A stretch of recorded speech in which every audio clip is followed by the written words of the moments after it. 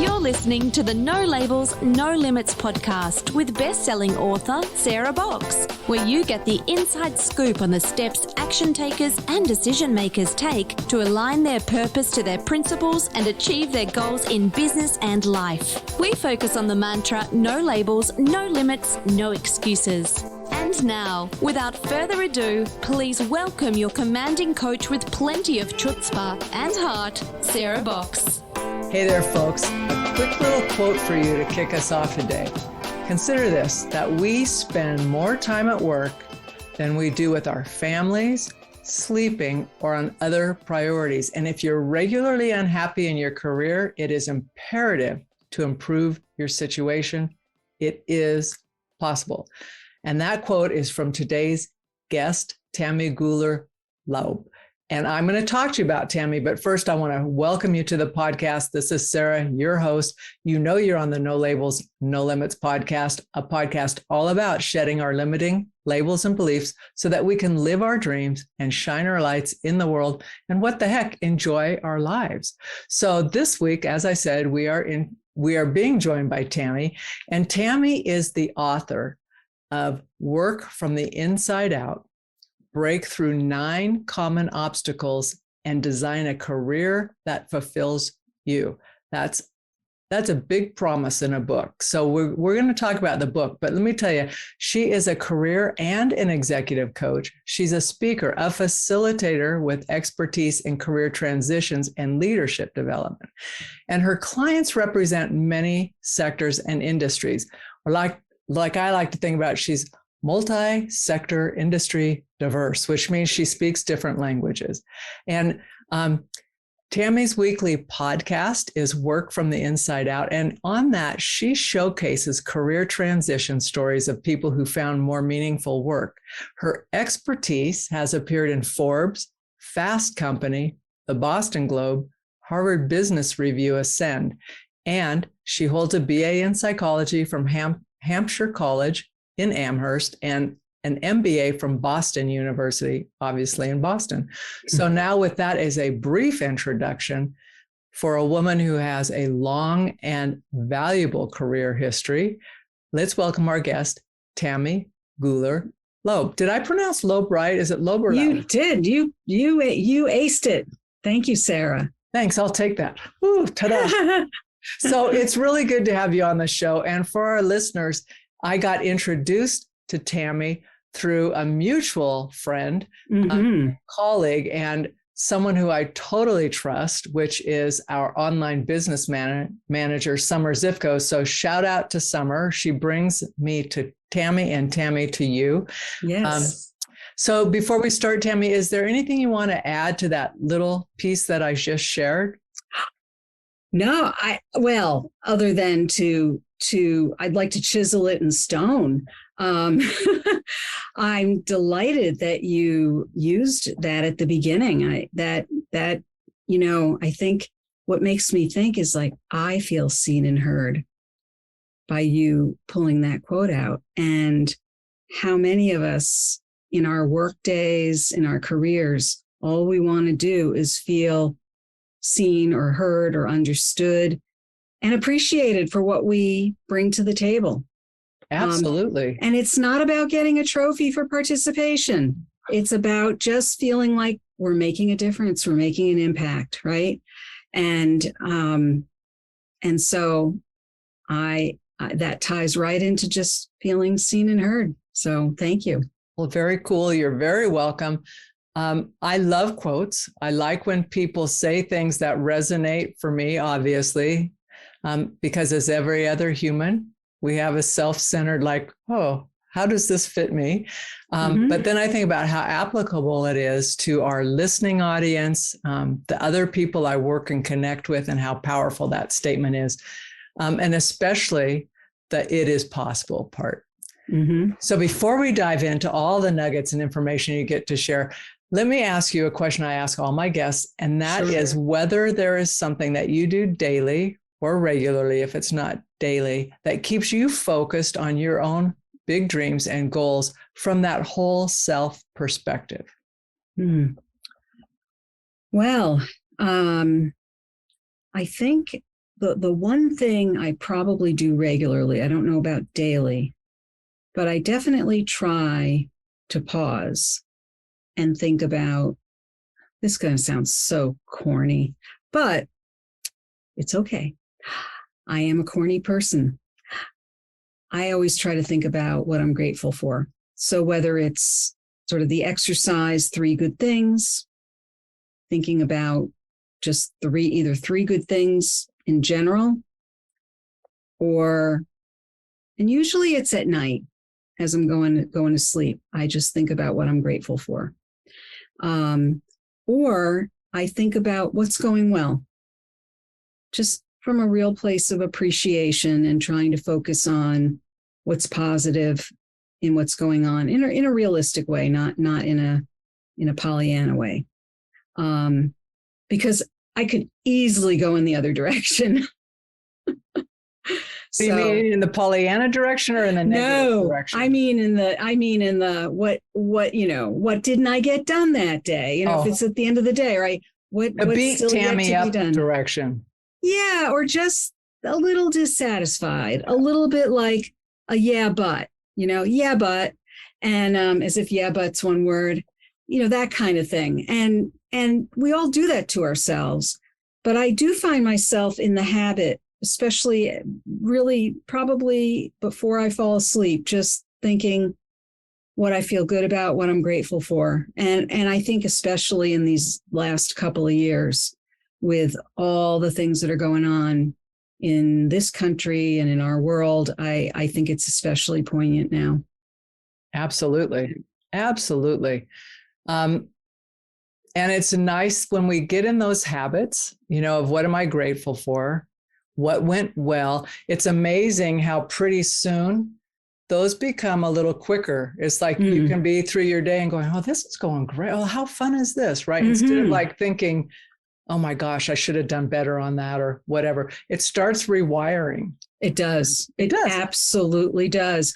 And so when I do fall into maybe a little bit of a downward slide, I'm able to catch it much more quickly and say, wait a minute, it's time for a reframe here. and it's like, hey, you're a coach, you got to reframe this. And right. I say that to myself. I know I talk to myself a lot, but sometimes you have to. And it's not I'm not mean. It's like, hey, girl, let's go out and look up at the sky for a few minutes because you're too focused on these minutia. Let's go up and get big here. Yeah. Take a breath. Yeah. Oh, by the way, you can breathe. There's something to be thankful for. Well, there you go. There's air. Wow. Yeah, how lucky are we? Well, yeah, I mean, all last summer, and this is interesting, in this area, we had such fires that people couldn't go out. I mean, right. I had no problem going out masked up during the pandemic height, right? Mm-hmm. Not with the fires because you're breathing in ash. So, I mean, it gives you this sense of like, wow, this is nice. We can be outside. So little things. Well, and they're not so little when you're living that way for months and months with the fires and everything. That was serious business. It is, and we've got more coming, but at the moment, all is well. So let's get back to you. So Tammy, you have undergone multiple career transitions in your own professional journey. So what obstacles and challenges do you remember facing during those times? So that's a big question. I would say that probably what felt like one of the biggest obstacles to me over the years was when I was employed, as opposed to when I was employed by other people versus being self-employed. Okay. And I've been self-employed for over 20 years now. So I was employed by other people for also over about 20 years. And I'd say the biggest obstacles were things like organizational politics and being expected to conform to sets of rules and ways of operating that I didn't always agree with or didn't feel like suited me, which is why I became self-employed. So there were just a lot of things that would go on in the environments I was in, even though sometimes the work itself was very appealing and very satisfying. I found that the environments in which I had to do the work often would really put a wet blanket on some of it. And that was just something I was particularly tuned into and sensitive to. I think there were other people who really could tolerate that or could deal with it far better than I could. And it wasn't about right or wrong. It was more about me knowing, probably for many years before I was able to do it, that I really needed to work for myself and not be in a structure where I was told where I had to be and when, and being asked all the time for things that I didn't care about. You can say that out loud. Most of it I did the internal care about. dialogue is like, are you kidding me? You want me to take my time and tell you that right now? We have many important things we should be working on. Right. Well, there were, I think what I joke around, I say, I'm not a very good employee, but that's not really true. I usually did very well in my various jobs, because I would usually leave before things, got really difficult for me. It just really drained me to be in a situation where I was expected to think and do things somebody else's way. And it just didn't work for me. So is that what you mean when you talk about doing inner work? Like, is that part of the inner work that you did to identify and kind of break through your own kind of beliefs about work and designing your own career path? That's part of it. I think that's a piece of it. I think the other piece of the inner work, it's so there's a couple of things there. It's about listening to the voice or the voices that are speaking to you from that internal place. The messages, they may not be explicit messages as in real voices. It might be just a hunch, a feeling, a little bit of it could just be a feeling. It could be that your stomach tightens up in certain situations, or you get a headache, or you find yourself not wanting to get out of bed on Monday morning. Or, people have all kinds of visceral experiences as well. But I think it also comes under the category of things like, do I know what I really want to be doing? Am I really interested in what I'm actually doing? That's a separate issue, I think, in some ways, from being in an environment or in an organizational culture that you're happy in. Because, I had jobs as a teenager, for example, that weren't particularly exciting jobs. They were pretty routine kinds of operational types of jobs, nothing exciting. But the environments I was in were fun to be in. I was with other teenagers and we could joke around and fool around while we got our jobs done. And so I liked going to work because I was making money and I was hanging out with other cool people. And that's all that mattered to me at the time. So going to work was fine, but it didn't matter what I was doing because I was in an environment where I felt like the people I worked with were nice to work with. Years later, I had other goals. So I think it's dependent on what your goals are, what you want for yourself, and how you want to spend your days too. So, I come across a lot of people who look at their goals very narrowly, and then they come to me and they say, I'm really not happy. I think I need to look somewhere else. And when they start to look somewhere else, they realize there's a whole other world out there of other things they can consider. So sometimes it's an identification of who do I want to be at work? Where will I feel comfortable? What kinds of things do I want to engage with? Do I want to engage with people or do I want to engage with things? Sometimes, for example, people who have highly technical careers oftentimes, if they're really good at it, let's say a software engineer, they're really great. They're doing fabulous. And then they get promoted to a management role. And they're like a fish out of water because all of a sudden they're being asked to be managers and they're being asked to manage people and deal with personnel issues and all these other things that they have absolutely no skills in, or some of them don't. And all of a sudden they are struggling and they're not happy. And so something that they really enjoyed went away. They can't really do a lot of that anymore because they're so busy just managing the team. And they don't feel like they know what they're doing. And so it's interesting. Minute, yeah. So, and there's when you get offered a promotion, people in, like, say that, let's stay with that example. Yeah. That person said, you know what, I really want to stay being an engineer. Other people think, what is wrong with you, right? Aren't you on this career path? And I know people who have been in law enforcement for years and they would not, they were like the best. People went to them because they were the best detective, the best this. They refused promotions for years. They said, I'm doing what I love. I'm super at this. I love it. No, I don't want the extra like admin piece and not getting to do what I'm really good at and serving my community. So that piece, when you talk about like understanding what is it you want, is powerful. It is. And so that's an internal, I don't know that you have to do a lot of internal work to discover that. For some people, they might, because sometimes we're so practiced at doing what we think we're supposed to do rather than what we really want to do.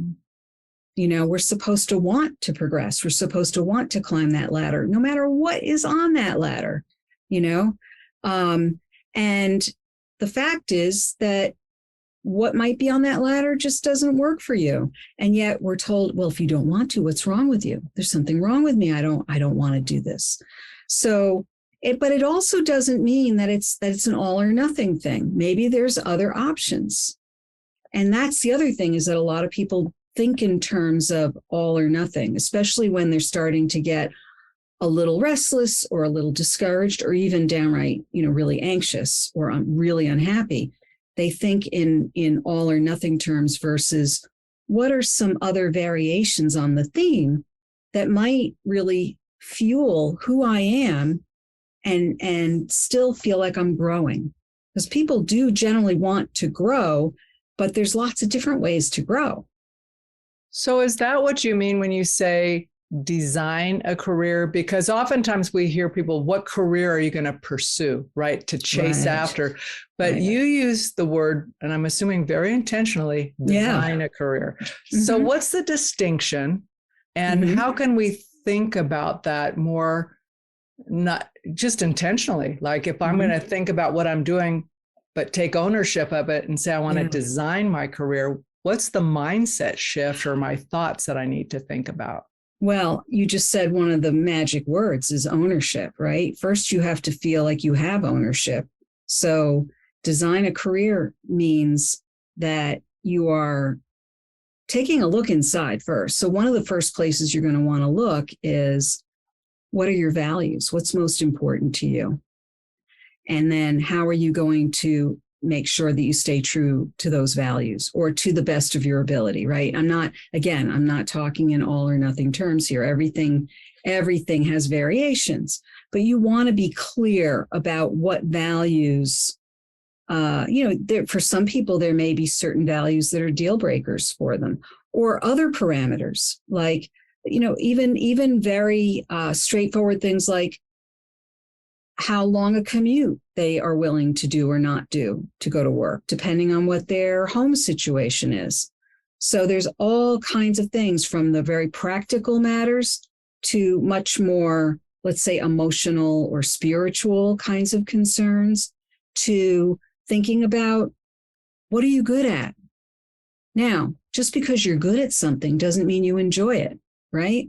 So there are a lot of people who, when I speak with them about what they might want to do next, if they're trying to think of something new or a little different, and I hear in this very tone, they'll say, well, I could do this, as if I have these skills, but there's no commitment there. It's like, well, I'm capable of this, and that's wonderful. And I always say, well, I'm really good at house cleaning. I'm really good at it. And guess what? I don't enjoy it.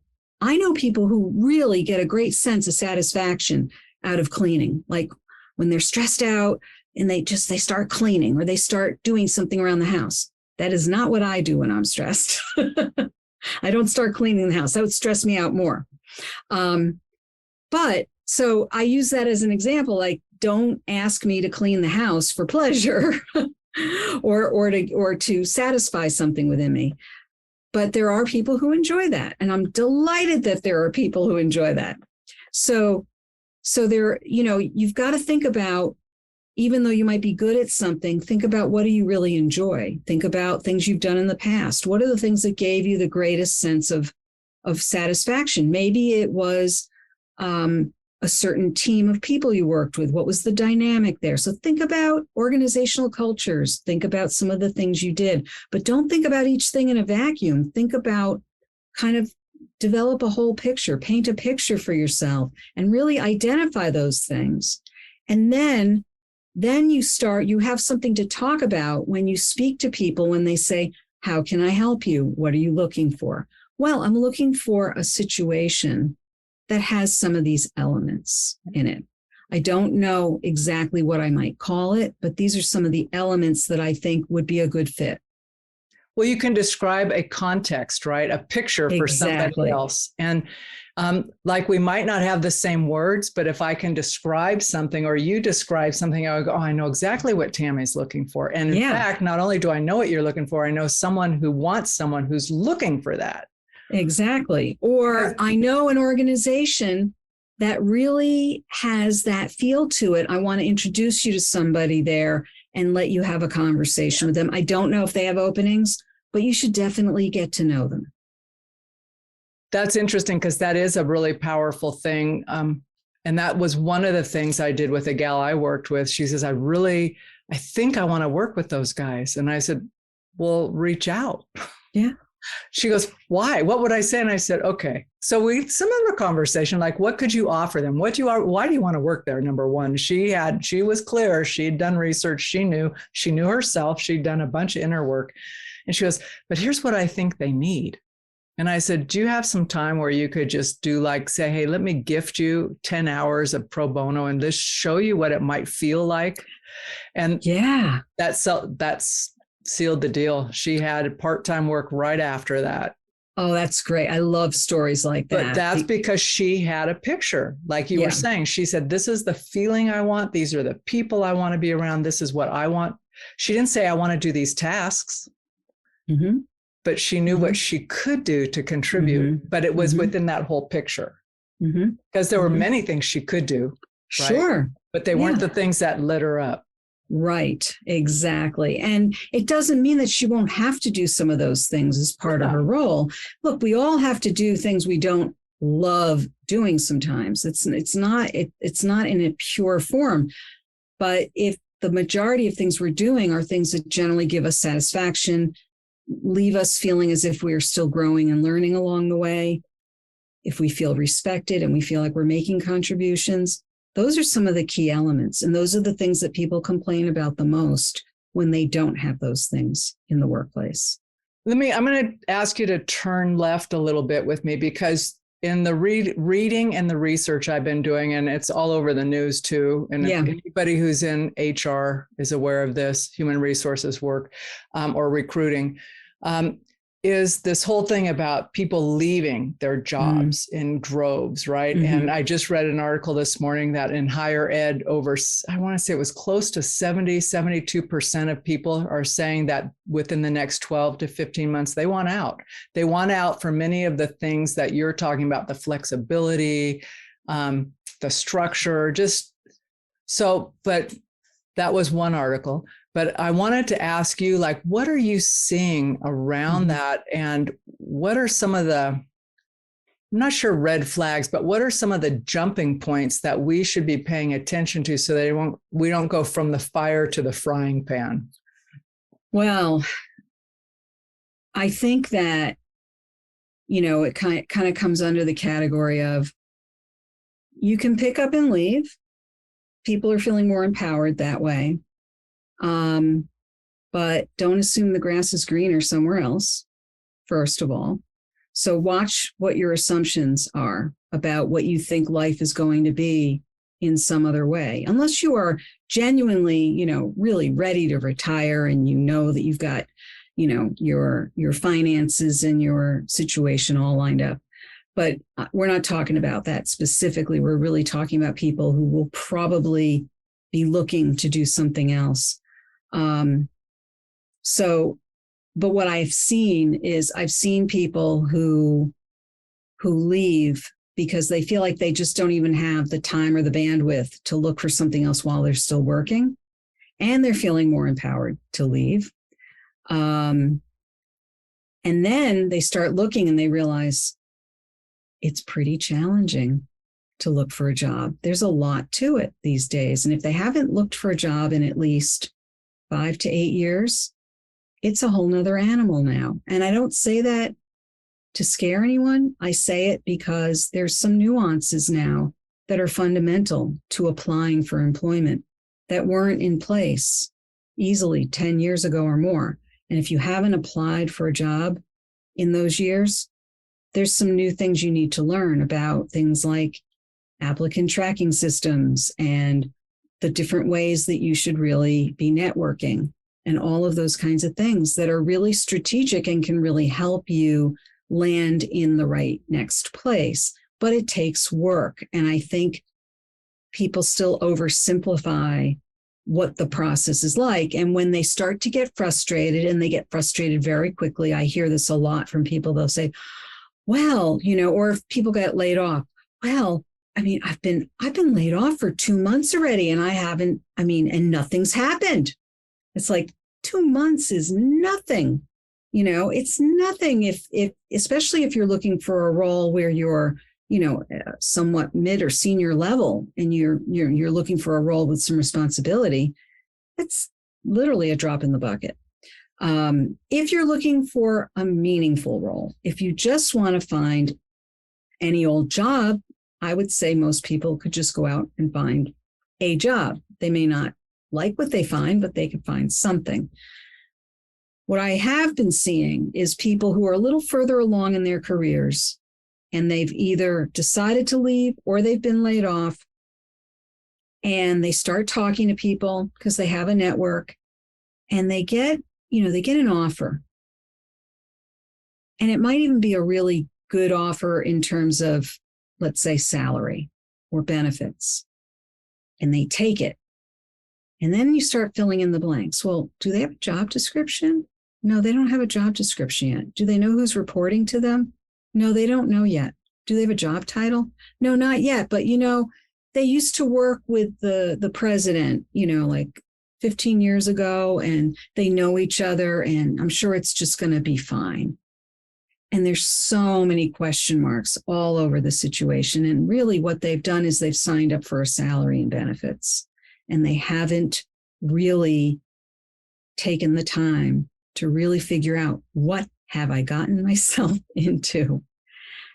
And I think I've seen this over and over again where somebody goes into a situation like that. Sometimes it works out, but I would say the odds are 50% or less that they won't be out starting to look again in a few months when they realize they really had no idea what they were stepping into. And, those are those kind of knee-jerk reactions, where they're just so concerned about their stability and security. They make one decision and not really take into account, what will my quality of life at work be? What am I really signing up for? I see it all the time. And I've even had clients who've done that. I'll start working with them and then all of a sudden they'll say, oh, I got a job. Bye. It's like, did you want to discuss that with me? Or, okay, well, keep just, let me know how it's going. And then I usually hear back from many of them. For a little yeah, work. Yep. Mm-hmm. But yep. Back to the drawing board. But how great for someone to say, okay, I jumped, I took a chance, Mm-hmm. and now I want to rethink it, and not beat themselves up and say, I took the chance, I got to stay there. But to go, okay, I put myself out there, I took a chance. I need to refine that decision in one way or another. So I need to connect back with Tammy and dig in a little deeper on this, right? Well, I wish it came across that way, that they just kind of forgave themselves and came back and did it. But there's more damage that's been done. Sure. In the meantime, it's really taken a toll on their self-esteem. They've probably gotten into a work situation where they started to doubt themselves a whole lot because of the way they were engaging or were engaged with in the new work environment.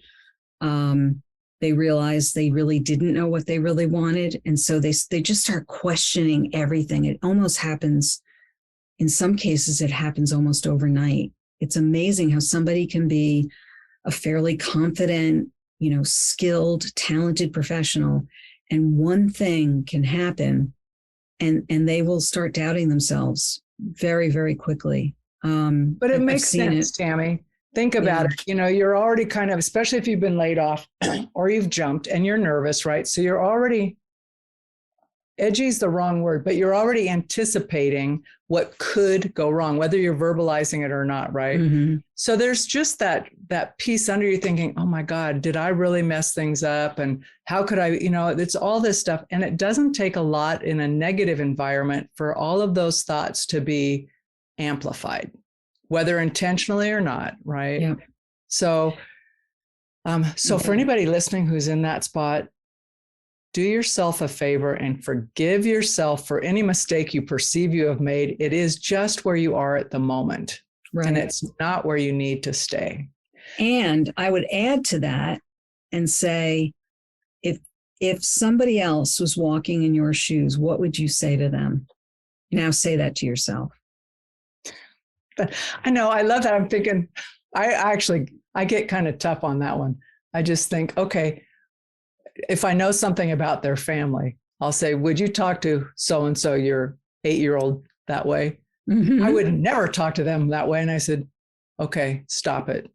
You don't talk to you that way either, because that's who you're talking to, is the little kid in you when you're saying how bad you are and blah, blah, blah. Absolutely. And I would even add to that and say, and if your 8-year-old or your 12-year-old or your 15-year-old sees how quickly you're getting to be hard on yourself, because it will show and they will pick up on it.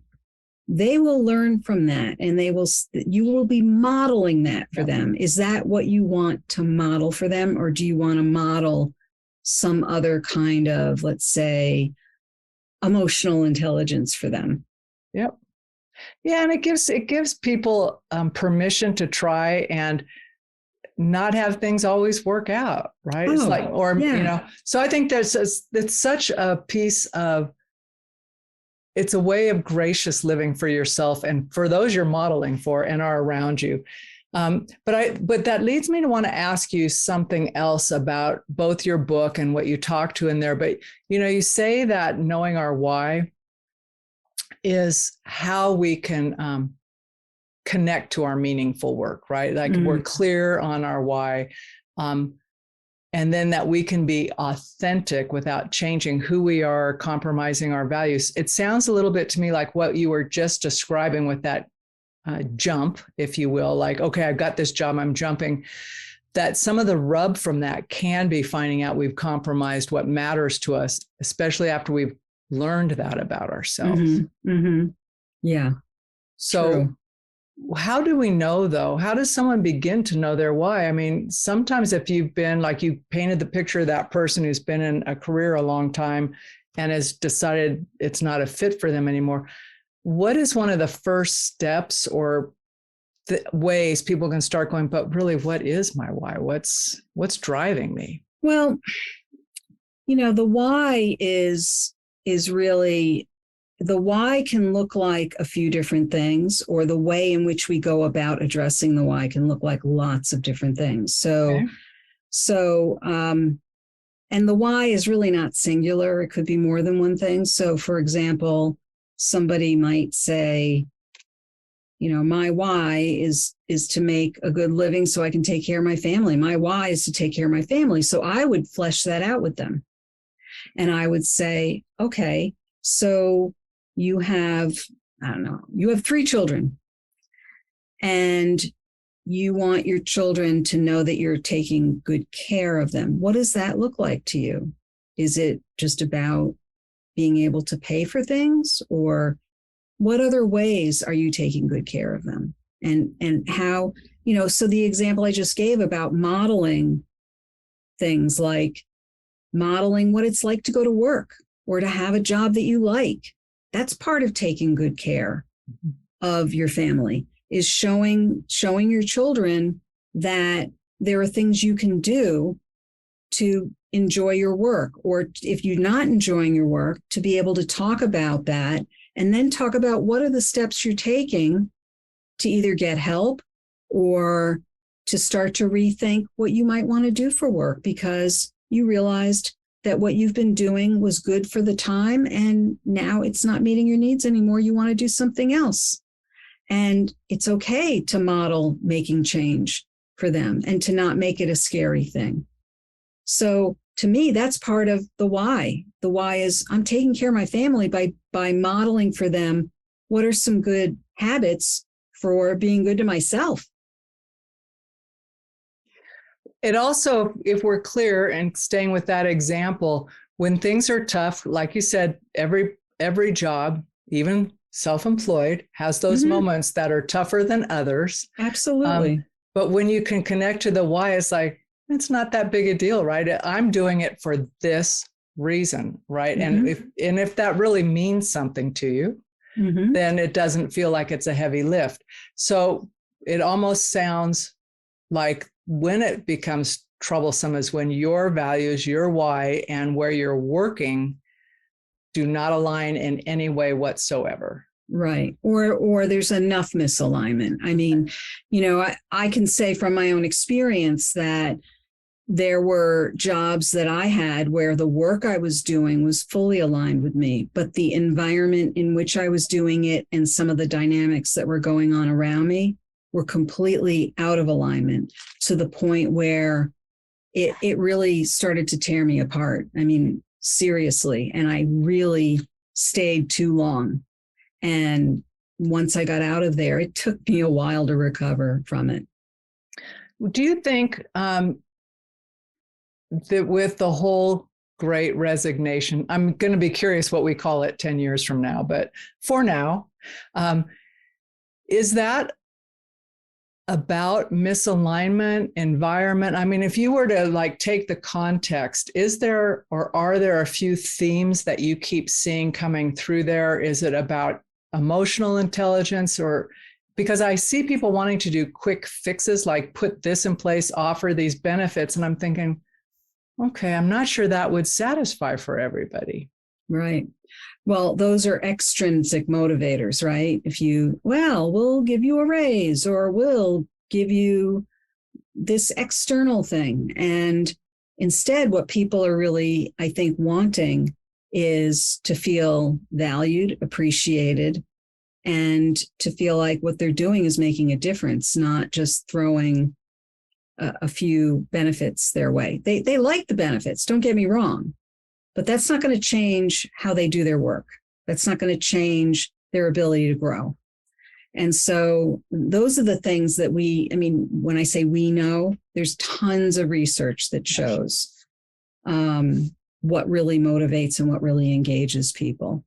So those kinds of factors haven't really changed. What has changed is that everybody's been pretty traumatized by this pandemic. And, a lot of things went on. I say it as if it's in the past. We're still dealing with it. It's still going on.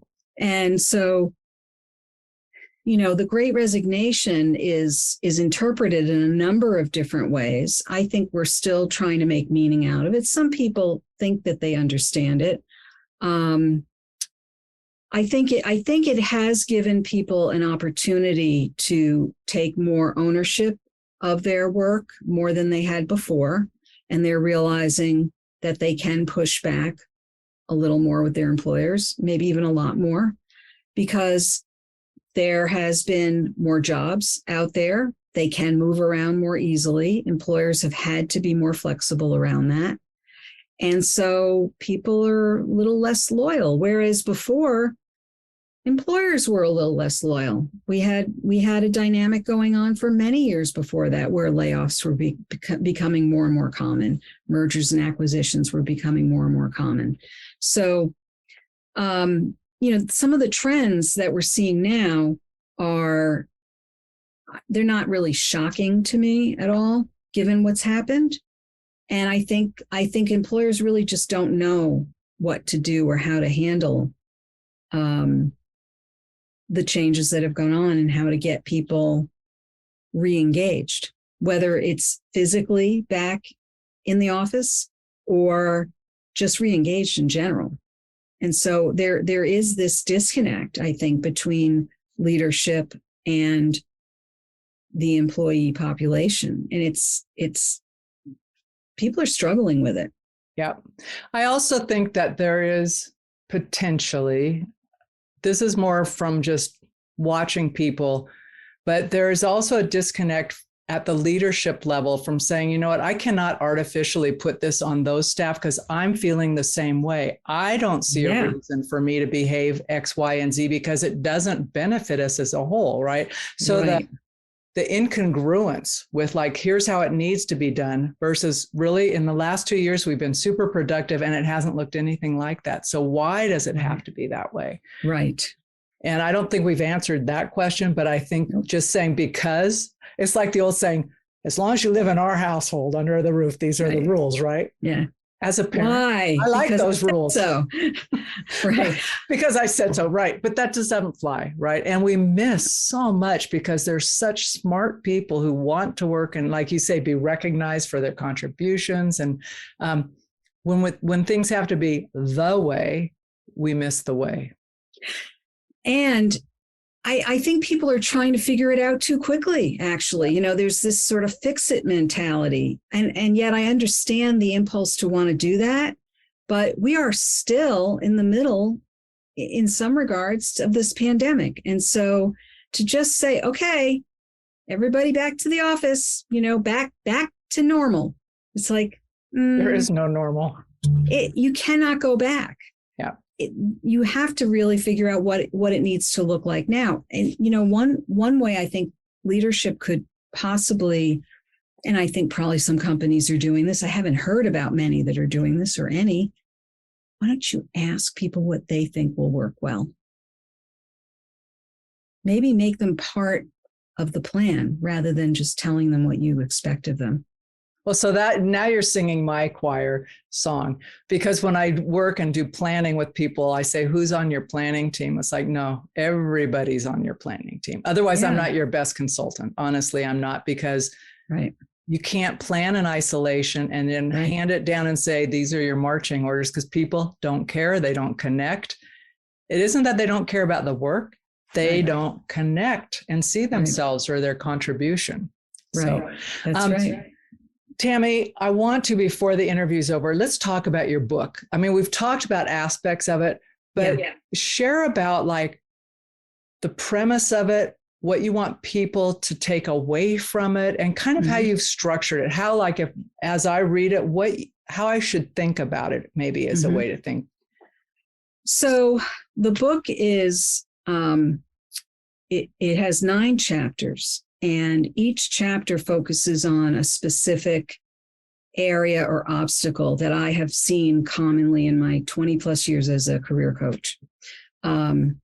Areas that seem to, well, I call them obstacles. They're the things that seem to get in the way of people really taking ownership and designing their careers.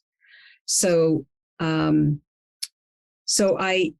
chose stories of individuals that I felt exemplified people who really moved beyond those obstacles, or for some for whom those obstacles never appeared to be an obstacle. So they very organically just made various career changes or career transitions and moved towards what they wanted. So, for example, one of the chapters is called It's Too Late, because a lot of people will say to me, it's too late. I've been on this trajectory for a while. I've put a lot into it.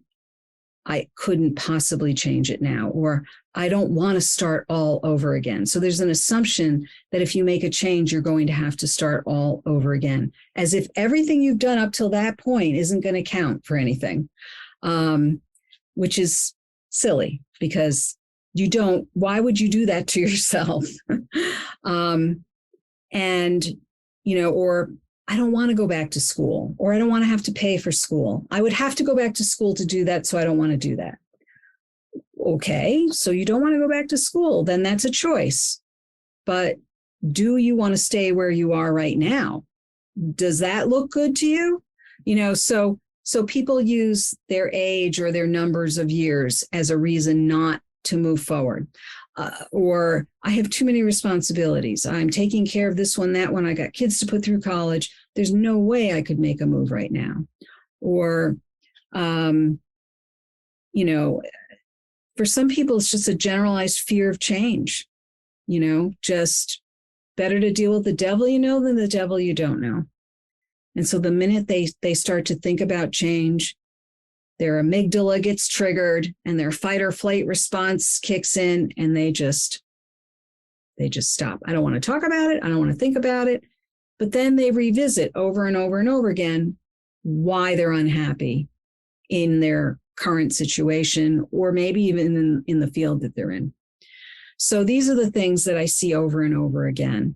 I think people also have a fairly stagnant image of what success means, and they've attached a certain meaning to success. So one of the other chapters is called Success is Not a Destination.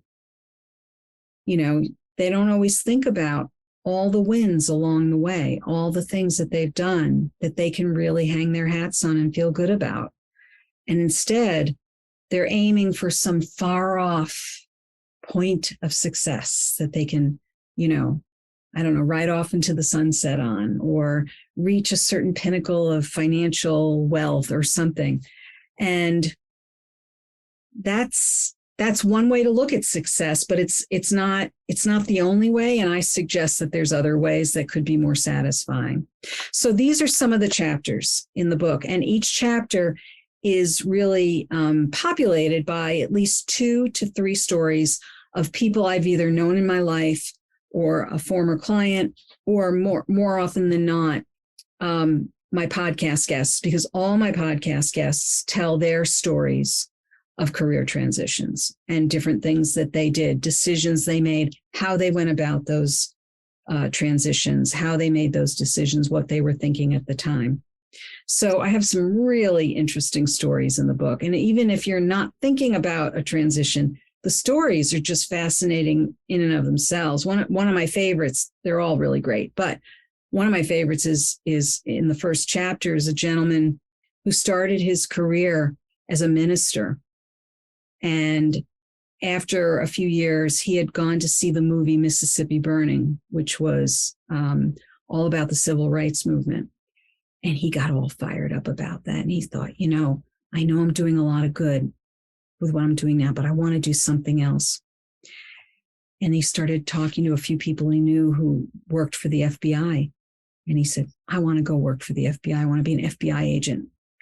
And he did. He applied to the FBI. He went to Quantico. He made it through all that really rigorous training. You know, I think like there's a very low percentage of people actually make it through.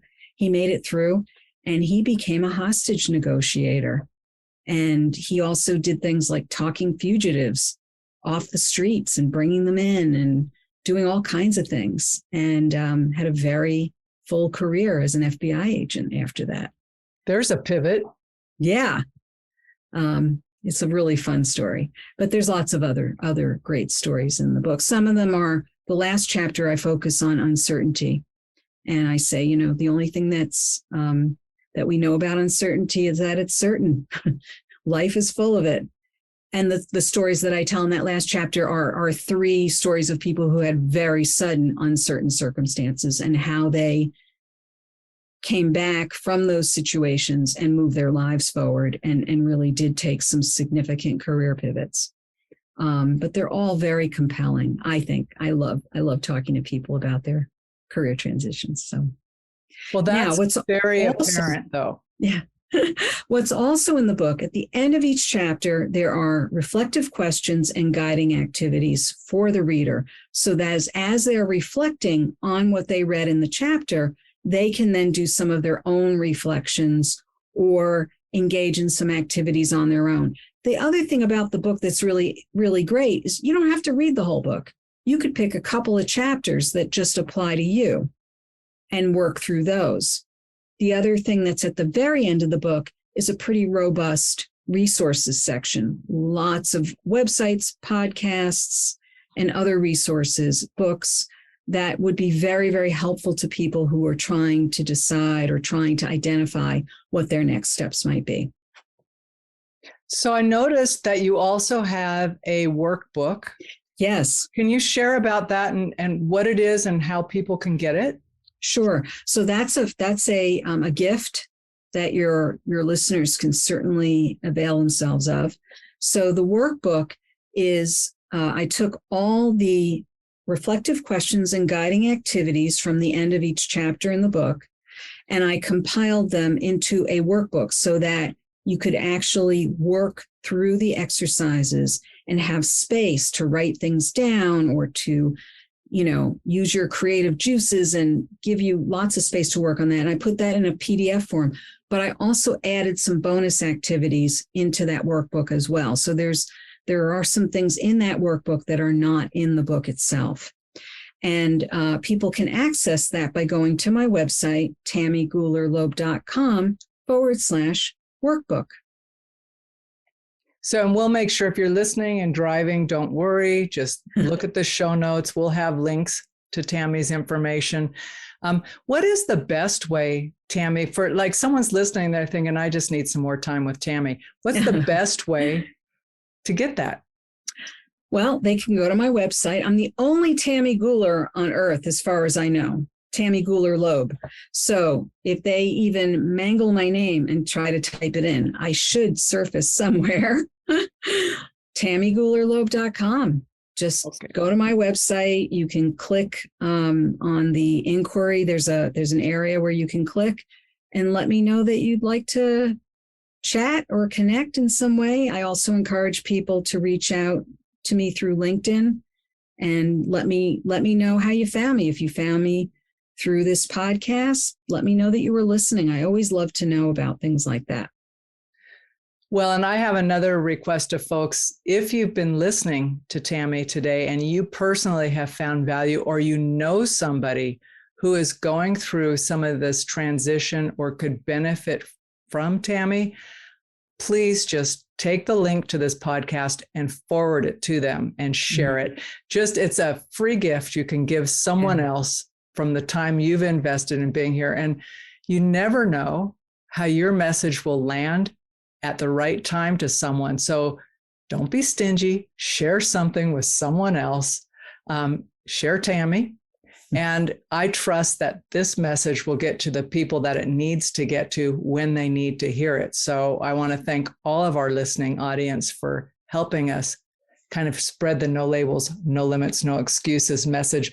And Tammy, a personal, heartfelt thanks for being on the podcast today. I have so enjoyed speaking with you and learning from you.